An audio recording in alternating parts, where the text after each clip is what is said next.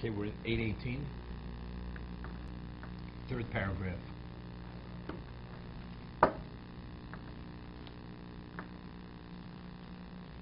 Speaking of disciplining your palate, your sense of taste. Okay?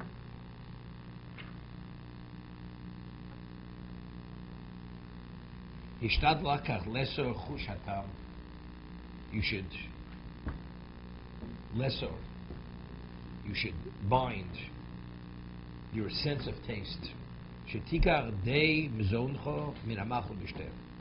You should only partake of what's sufficient for your sustenance, which is eating and drinking. Meaning what's sufficient, what's necessary. V'tifrosh mashu yosef mizeh. And you separate yourself, remove yourself from something which is more than what's necessary. V'tadbud le'inyan hazeh.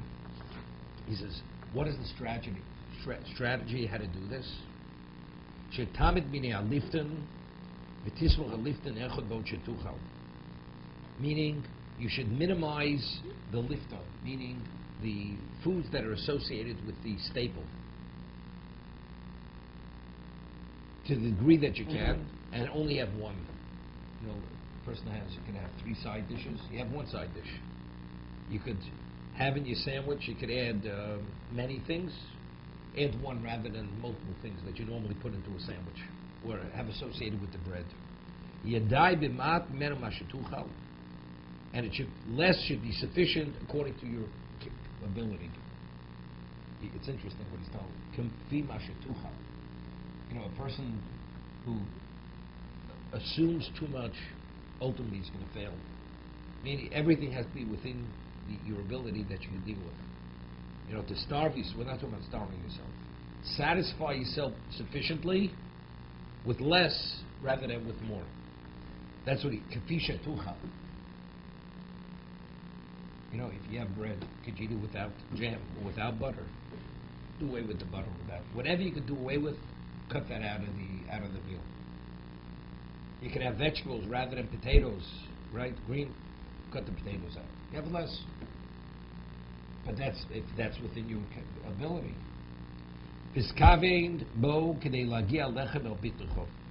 And when you eat less, your intent should be only to nourish you. Only to the food should enter into your system. Lo l'tainu. You're not eating for the sense of enjoyment. It's only to eat for the sense to sustain you, to nourish you. And you should even condition yourself once in a while to leave out all the side dishes, all that's associated with bread. This is all part of what? To condition your nature. You're trying to establish your second nature, what's sufficient. To make it easier for you when you're denied. He says,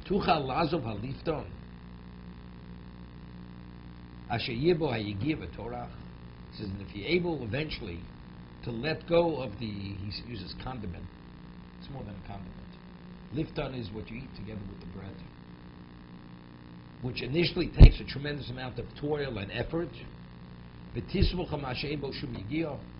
And you rely on something. I think he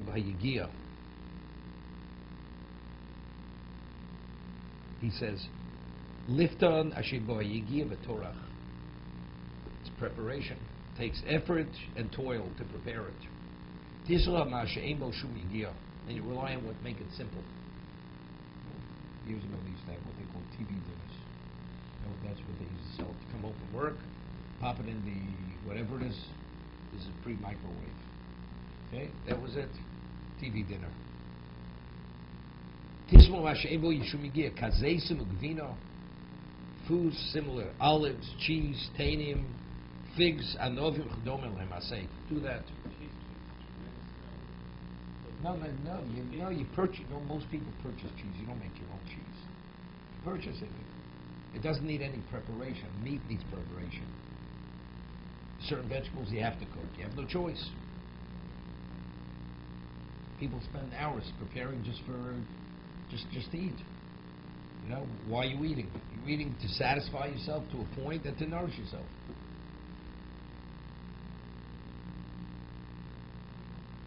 He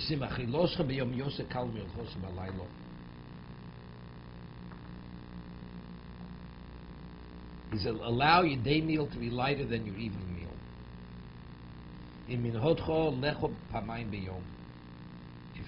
you're accustomed to eating twice a day, the first meal should be lighter than the second meal. Doesn't mean night meal, meaning you're eating at night time before you go to bed. As a result, your movements will become easier to you during the daytime. Usually you eat a heavy meal, you get tired. And it's not a time to be tired. This is when you're supposed to have your energy level.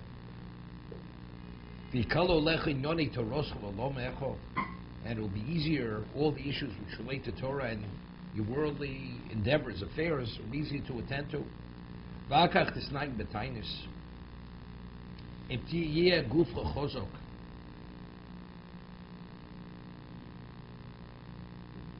He says, then you should assume fasting if your constitution is strong. I feel even once a week.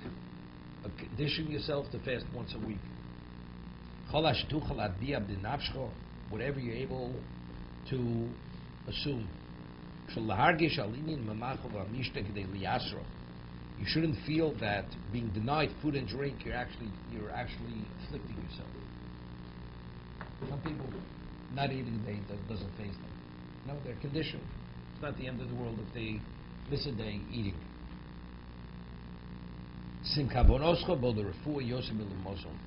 And your intention being that the healing has greater value than sustaining yourself. And today, it's a whole thing. Detox peoples.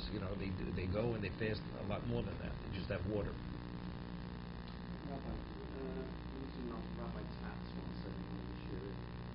You think I'm an expert in Rabbi Tats and Shura? Did Rabbi Tats once say? Tell me, did the Rambam say, did the Gemara say? Okay. You have to ask Howard, he's the expert in Rabbi Tats. He said that they used to fast on the days of Tachman on Monday and Thursday. Sure. Europe, Sure, Monday and Thursday. People fasted. A lot of ladies. Just a day fast? Day fast. Or whatever, we've got to fast is day fast.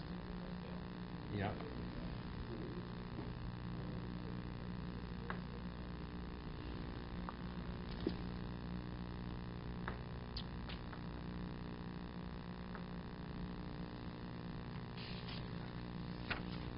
It's interesting. To not eat a whole day is not that difficult, but when it's a fast day, it's much more difficult. Knowing that you're not permitted, because when it comes to possible salad, when you know you can't eat and it's always available, you're preoccupied, you don't eat.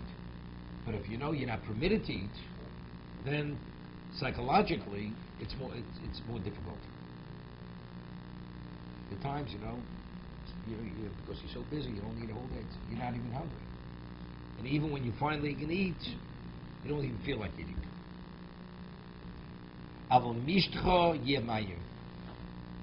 Your drink should be water.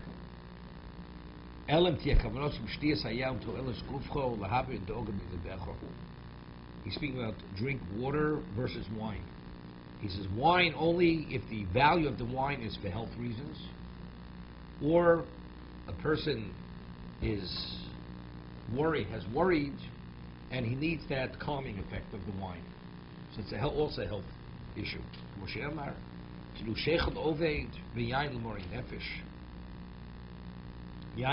First has embitterment of the spirit, he needs wine. But you have to be careful not to drink too much of it. And to overdo it, and also to drink it together with others. Because you're not drinking it in terms of a social event, but it's only purely as you take a medicine. It's Gemara in Sanhedrin. He says it's the great disease for Torah and for the world. Intoxication, drinking too much. Gemara says, what was the fruit of the tree of knowledge? It's a question, Gemara. One opinion is it was the grape. How did we know it was the grape? Eitz das was the grape. Because there's no fruit that brings more tragedy to existence than wine. So therefore, it's logical to say, as we find today, that wine is a detriment to society and to humanity, that what brought about the greatest detriment to existence was the vine. That's the Gemara. That's the opinion. It's Gemara Sanhedrin.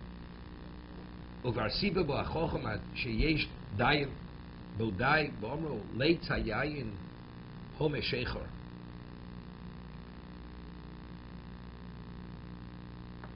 V'omra b'meichel mishta al tei b'sove yoyim b'zolei boso lomo. This brought regarding the ceremony. Ki sober zol yivoresh. The one who's the glutton and the one who drinks, he will become impoverished. You drink yourself into the poorhouse because you create an addiction. This is the Betzora Moreh. Okroim tal bishnumo. Slumber will clothe you in tatters. We drink wine for everything we do for simcha, for weddings, for chagim. Wine is what we should drink. How much? First of all, that's the context of a mitzvah. That's a mitzvah. That's not. Saying, You go to a wedding. There's a mitzvah to drink. No, I'm saying, but everything we do, like fish and wine. No, because that's the Gemara. Ein shira lagabi. When they poured the libations, right? They said shira. So it says ein shira lagabi yain. So we say kiddush, it's on wine. We say a broch, it's wine. Under the chuppah, whatever it is. Right. Because ein shira la yain. Whenever we speak about song, sing the song, praises of Hashem, it's always on wine. Similar to the libations. But out of that context, you shouldn't drink wine. Unless you have to, as he says, for medicinal value. Or a person has to be calmed, and without the calming, it'll affect him negatively. Otherwise, you should not drink wine. Good. But how much? Right? How much do you drink? It's drinking within reason.